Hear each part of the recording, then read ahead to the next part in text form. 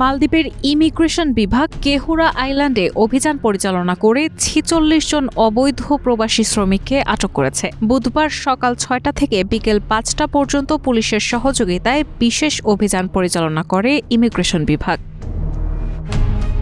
Immigration বিভাগ থেকে জানানো হয়েছে, হুরায় অবৈধভাবে বসবাসকারী আটক ৪৬ প্রবাসীকে পুলিশ হেফাজতে নেওয়া হয়েছে। অভিযানে আটক ব্যক্তিদের নাগরিকত্ব প্রকাশ করেনি ইমিগ্রেশন।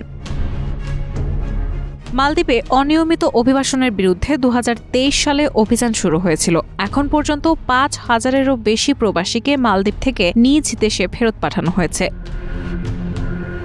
মালদ্বীপের রাজধানী মালেতে অবৈধ অভিবাসন বিরোধী অভিযানের ভয়ে অনেক প্রবাসী বিভিন্ন দ্বীপে চলে যাওয়ার পর ইমিগ্রেশন বিভাগ ২০২৪ সালের অক্টোবরে সেসব দ্বীপেও অভিযান শুরু করে। ২০২৪ সালে ৫,৬০০ জনেরও বেশি প্রবাসীকে নিজ নিজ দেশে ফেরত পাঠিয়েছে মালদ্বীপ, যার বেশিরভাগই বাংলাদেশি।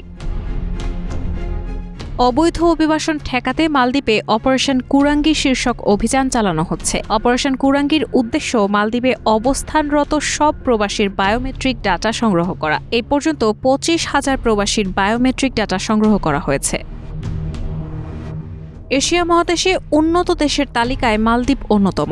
দেশটিতে বৈধ অবৈধ মিলে বর্তমানে লাখের বেশি বাংলাদেশি কাজ করছেন। এই সংখ্যা প্রতি বছরই বেড়েই চলছে। অবৈধ অভিবাসীদের বিরুদ্ধে মালদ্বীপ জুড়ে প্রতিদিনই চলছে বিশেষ অভিযান। আইন ভঙ্গকারী প্রবাসীদের সম্পর্কে অভিযোগ জানাতে স্থানীয়দের জন্য ডিজিটাল প্ল্যাটফর্ম চালু করেছে দেশটির সরকার। চালুর পর থেকে এখন পর্যন্ত এই প্ল্যাটফর্মে ১,০০০-এরও বেশি অভিযোগ জমা পড়েছে।